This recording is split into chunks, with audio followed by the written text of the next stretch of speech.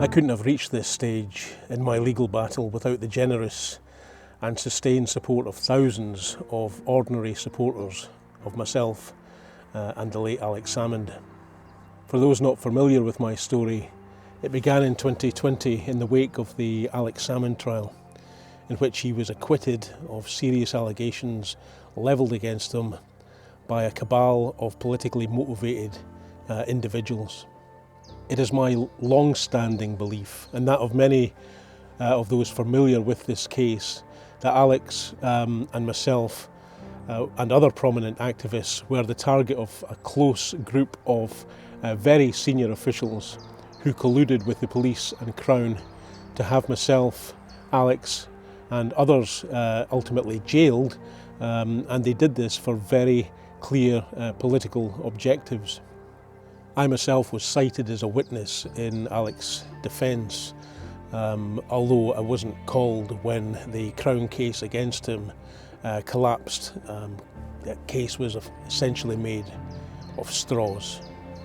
Immediately after his acquittal, a Scottish government-funded propaganda outfit, the RCS, put out a joint statement from those who had colluded against Alex, effectively criticising the verdict by seeking to undermine it and signalling that their politically motivated campaign against the former First Minister would continue. That was the immediate context in which I recorded a very short 2-minute, 38-second video expressing my view, my opinion, that if their campaign continued, then the anonymity they cynically secured and were now weaponising for political purposes would not hold. Too many people knew who they were and what they were up to. Their identities are well known amongst the political corporate media in Scotland and the political class, despite the court orders that remain in place, and even more widely, their identities are known amongst independence activists.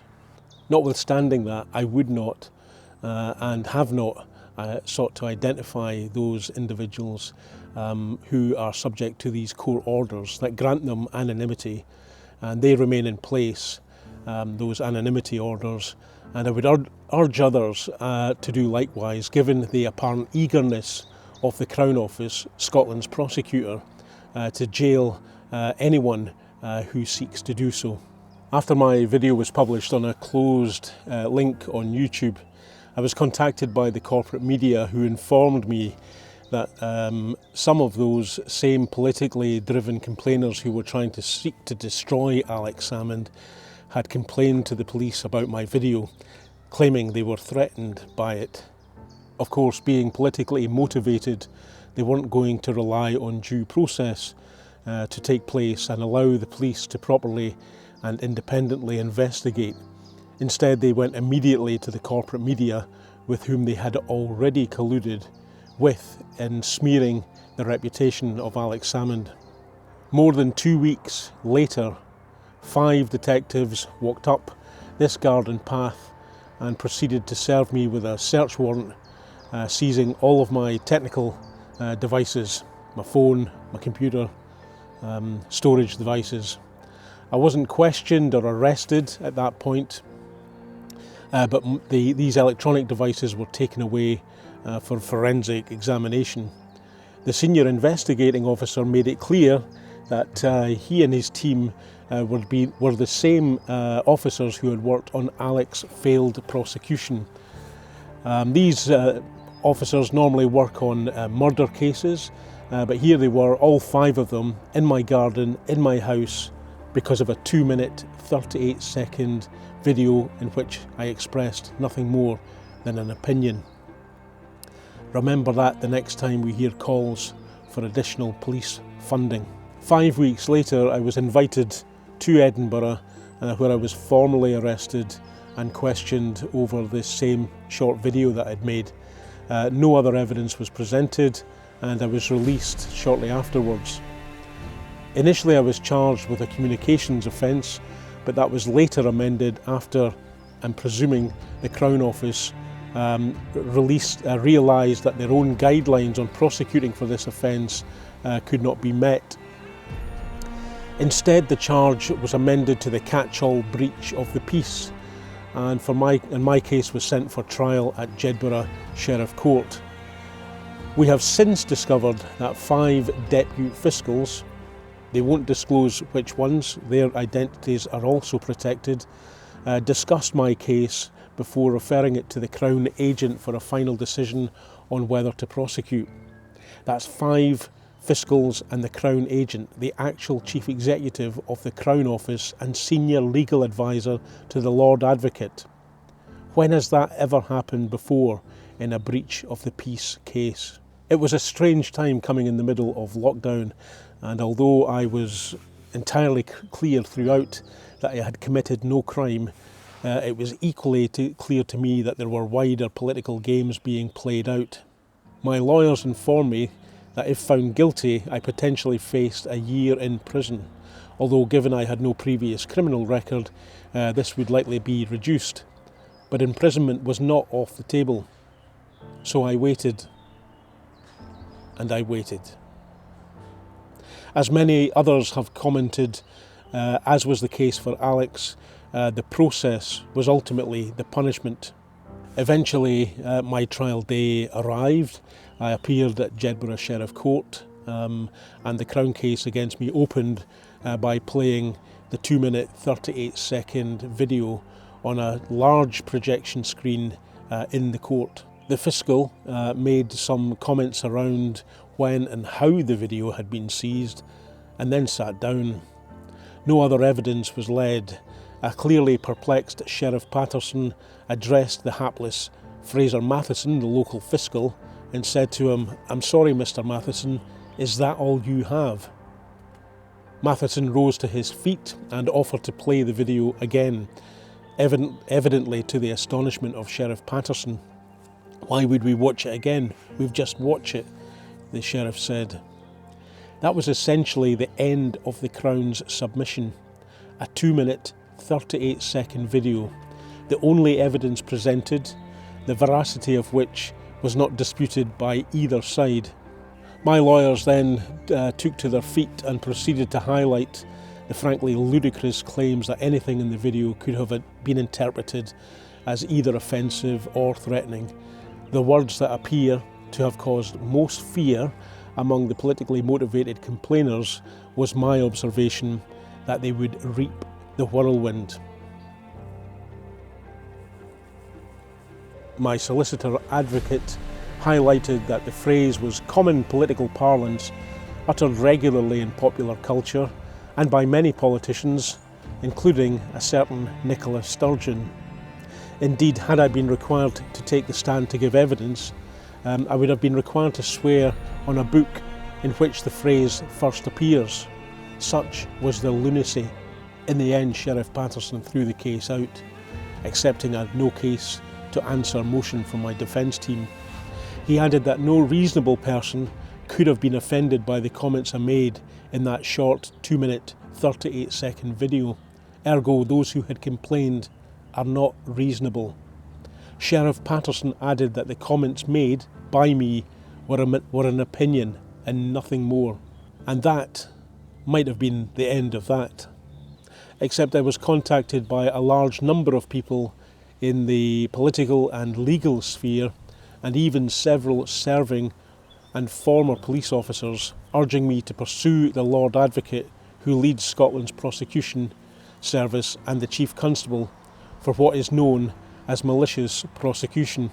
The broad concern made by these people, and a concern I share, was that the Crown Office, through its actions, was bringing the entire justice system in Scotland into complete and utter disrepute and damaging public confidence in it. And so we commenced with a crowdfunder and began this legal action, which is still continuing 6 years on. Finally, in 2025, we had 2 days of hearing in the outer house of the Court of Session before Lord Lake. Lord Lake has a stern demeanour, but I had been assured by senior legal figures I respect that he had a reputation for fairness. Lord Lake also serves on the UK Supreme Court. After those hearings, we waited 9 long months before his written judgment was published.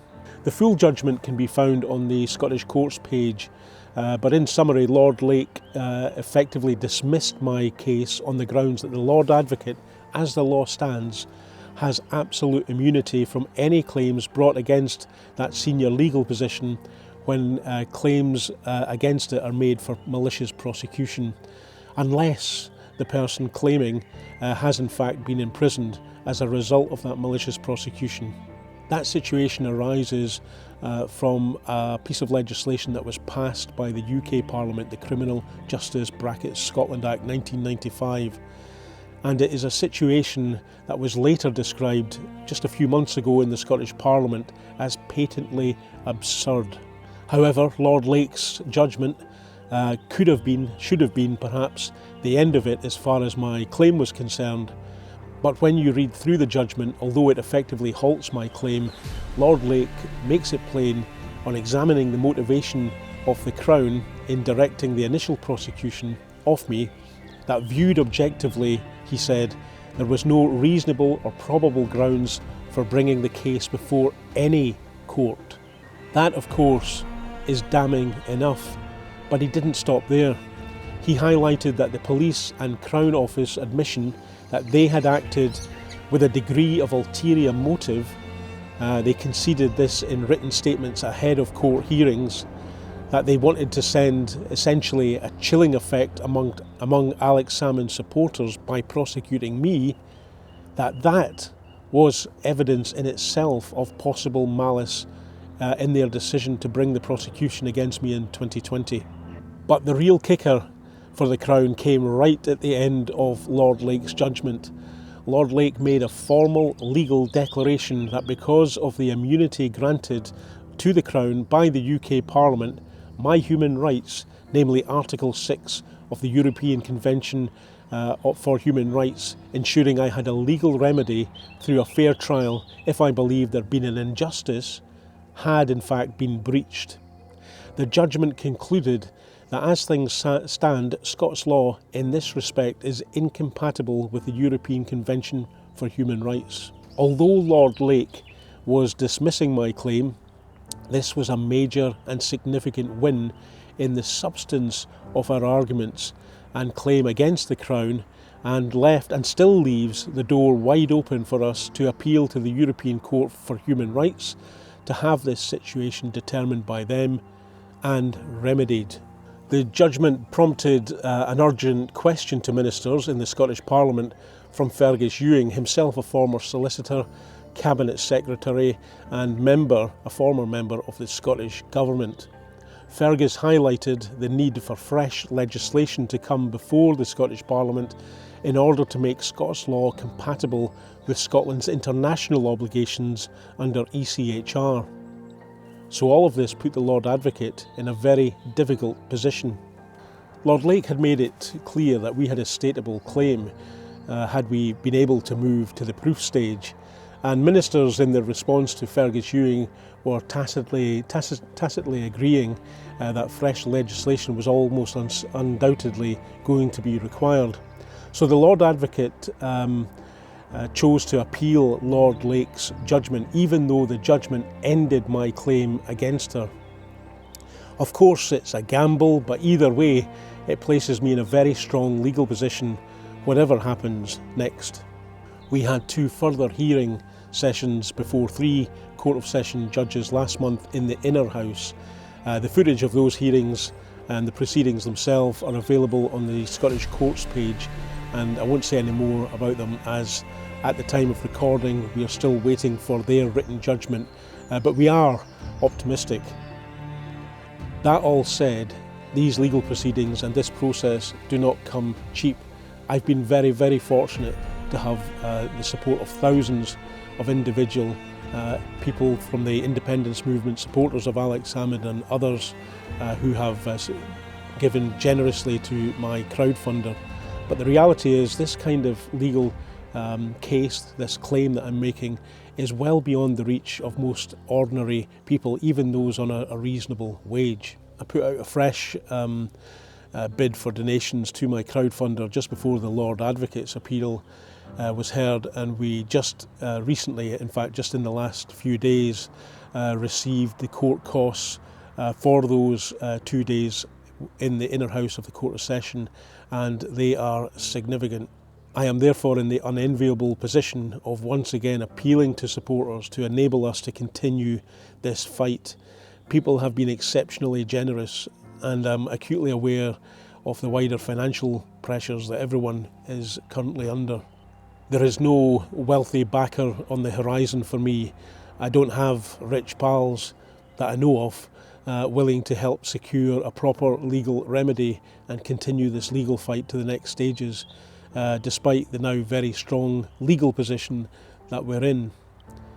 It has been a clear tactic of the Lord Advocate from the very outset to bypass the lower courts, where costs for bringing a claim such as mine are much lower, and remit this directly back to the Court of Session.